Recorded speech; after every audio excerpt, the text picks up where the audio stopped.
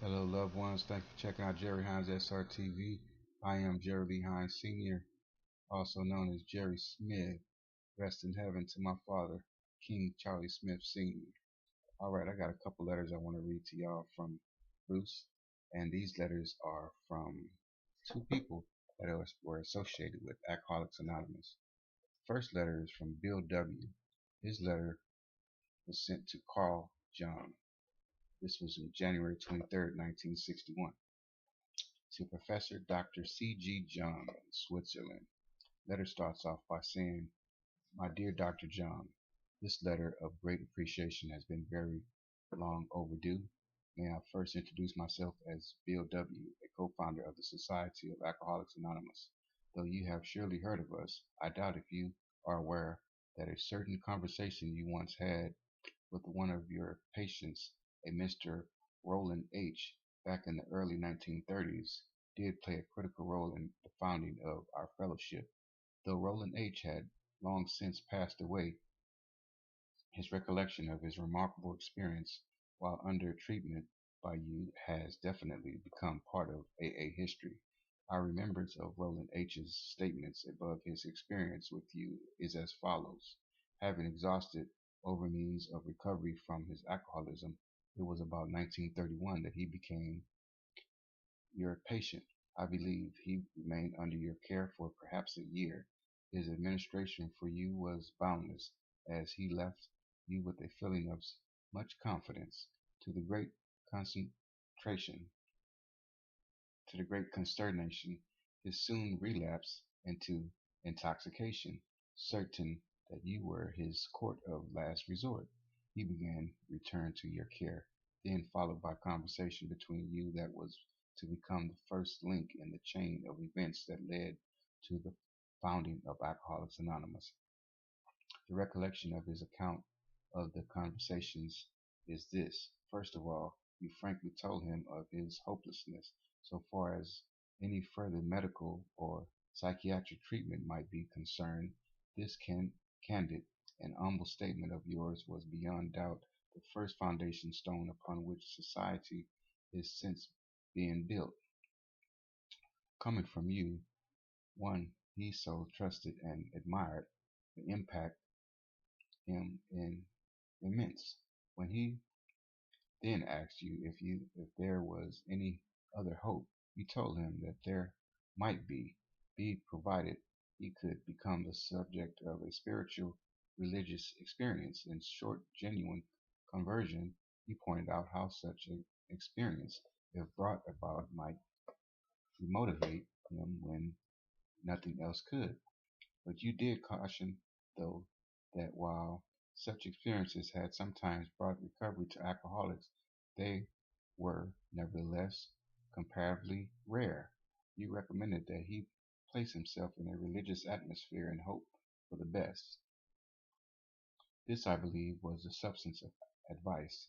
Shortly thereafter, Mr. H. joined the Oxford Group, an evangelical movement then at the height of its success in Europe, and one which you are doubtless familiar. You will remember their large emphasis upon the principles of self-survey, confession, restitution, and the evening and the giving of oneself in the service to others. They strongly stress meditation and prayer in these surroundings. Ronald H. did find a conversion experience that released him for the time being from the compulsions to drink. Returning to New York, he became very active with the OG here, then led by an Episcopal clergyman, Dr. Samuel Shoemaker. Dr. Shoemaker had been one of the founders of that movement, and his was a powerful personality that carried immense sincerity and conviction.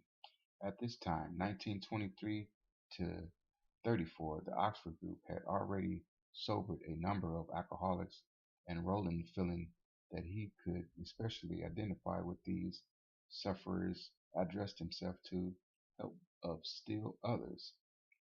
One of these chanced to be an old schoolmate of mine, named Edwin T. Ebby. He had been threatened by commitment to an instruction, but Mr. H and another ex-alcoholic OG member procured his parole, and helped to bring about his sobriety. Meanwhile, I had run the course of alcoholism and was threatened with commitment myself. Fortunately, I had fallen under the care of a physician, a Dr. William D. Silkworth, who was wonderfully capable of understanding alcoholics. But just as you have given up on Roland, so had he given me up. It was the theory that alcoholism had two components: an obsession that compelled the sufferer to drink against his will and interest, and so sort metabolism difficulty, which he then called an allergy. The alcoholic's compulsion guaranteed that the alcoholic's drinking would go on, and the allergy made sure that the sufferer would finally deteriorate, go insane, or die.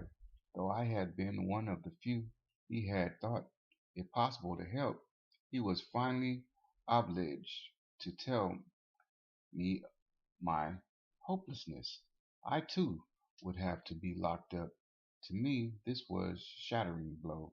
Just as Roland H. had been made ready for his conversion experience by you, so had my wonderful friend Dr. Silkworth prepared me. Hearing of my plight, my friend Edward T. came to see me at my home where I was drinking. By then it was November 1934. I had long marked my friend Edwin for a hopeless case, yet here was a very evident state of release, which could by no means be accounted for by his mere association for a very short time with the Oxford group. Yet the obsession state of release and distinguished from the usual depression was tremendously convincing because he was kindred sufferer. He could unquestionably communicate with me at great depth. I knew at once that I must find an experience like his or die.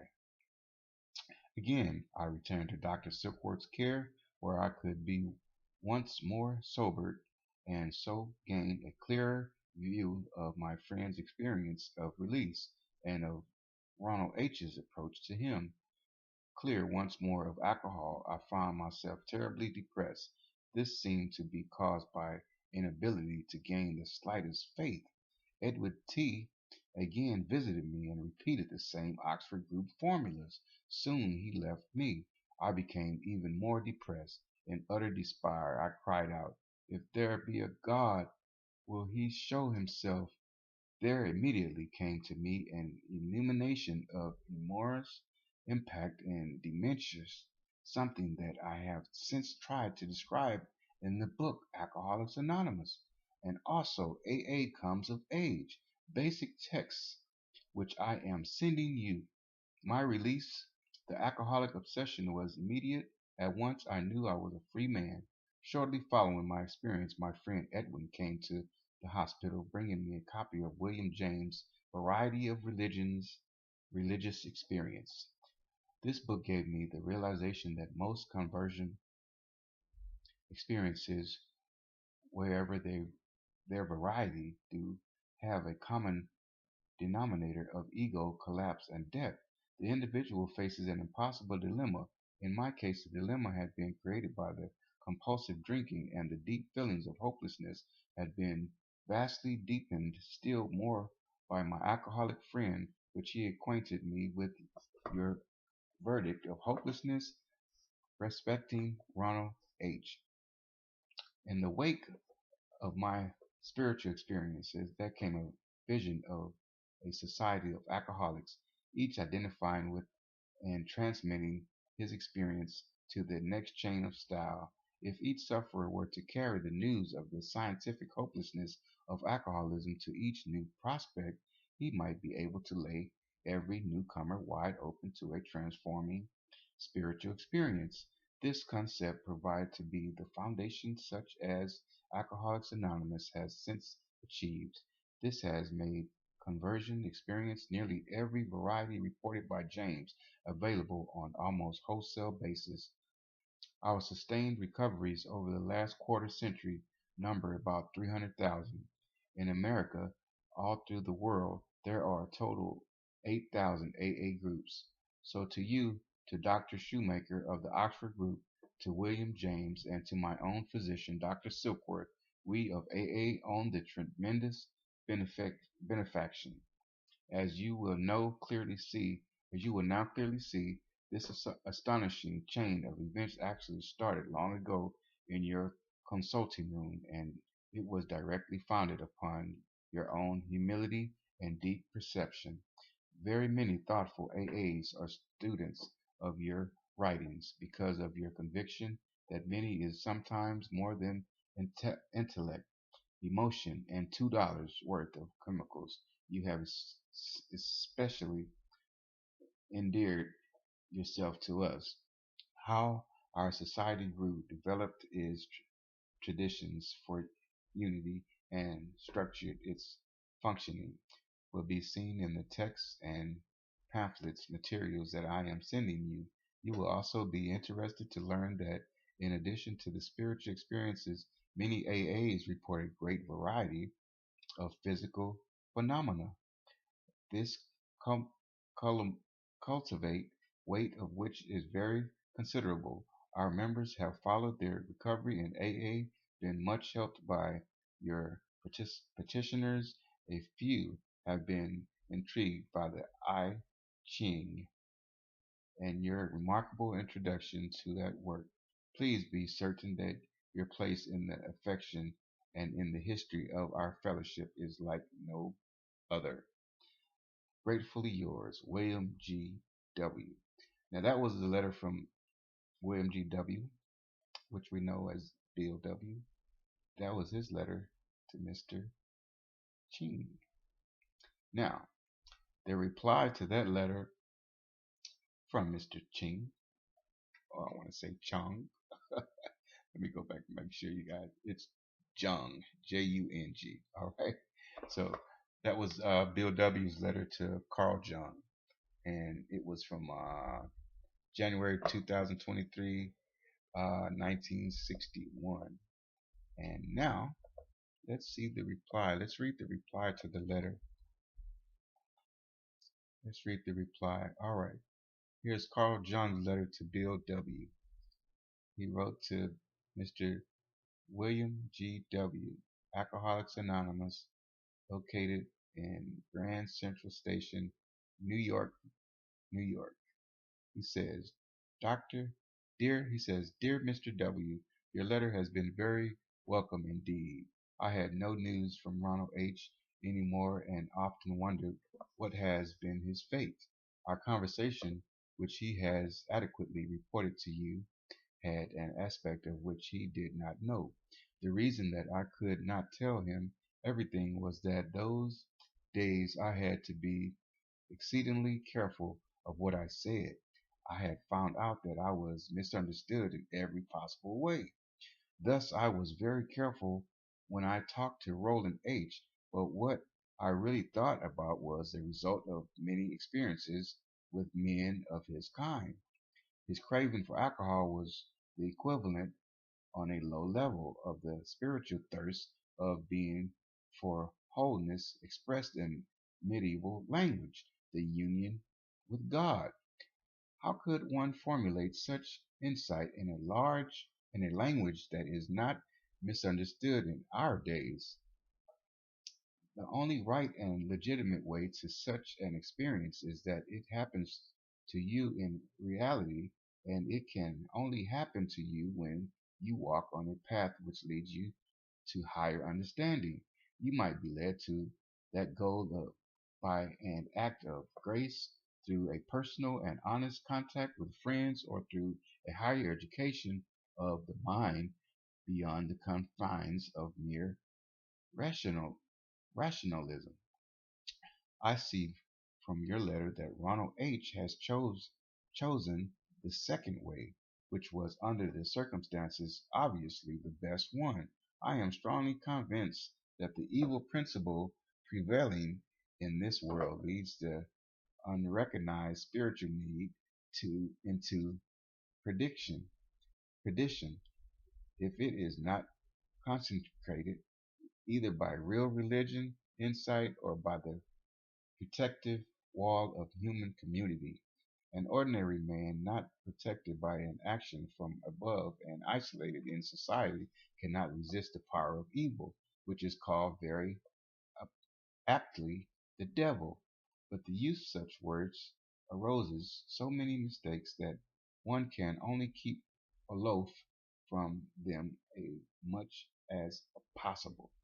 These are the reasons why I could not give a full and sufficient explanation to Ronald H., but I am risking it with you because I conclude from your decent and honest letter that you acquired a point of view above the misleading platitudes one usually hears about alcoholism. You see, alcohol in Latin spiritus, and you use the same word for the highest religious experience as well as for most depraving poison. The helpful formula, therefore, is spiritus contra spiritum. Think, thanking you again for your kind letter. I remain yours sincerely. Signed, C.G. Jung. As the hearth panteth after the water brooks, so panteth my soul after thee, O God. That's Psalms 42 and 1. My heartfelt thanks to the AA Grapevine for originally publishing these letters in 1963 and for generously allowing me to reprint them here. Special thanks to David Schoen for bringing his material to our attention. You hear Mr. Schoen discuss these letters in episode 8 of Speaking of Jung. Copyright the AA Grapevine Incorporated, January 1963, reprinted with permission. So thanks you guys for checking out these letters. Thank you, Bruce. These are letters from Bill to Mr. Jung in 1961. So it was really inspiring for me, and I hoping it was inspiring. Well, I know it was inspiring to some of y'all as well. So that's what it is, man. SOS over on the shoreline. Leave some comments if any of you guys are looking, any of you guys, females, any of y'all looking for sponsor or needing a sponsor. Make sure you reach out to me on in the comment section on LinkedIn, Facebook, TikTok, Instagram. Check out Jerry Lee Hines Sr. And I want you guys to be okay with what's going on in the world. Accept what it is, but watch how you react to it. And some people can drink and smoke and party and just be okay. You know what I mean? And be all right. But you know that you can't. For you that know that you can't be that way, do something about it, man. You know? And it's okay to reach out to somebody for help. Like, you know what? Man, I can't do it no more. I'm tired. I done threw away $1 million, couple million, you know, like half a million. You guys know what that's like when you do it. If you don't, you know what I'm saying? It's all good too. If you guys looking for a sponsor, reach out to me. I am Jerry Hines Sr. Thank you once again to Bruce. All right, you guys, leave some comments. Let me know what y'all think about this situation, this video. I'm trying to advance in life, and I'm advancing in life because it's something I want to do. Paradigm shift works for me. All right. Peace.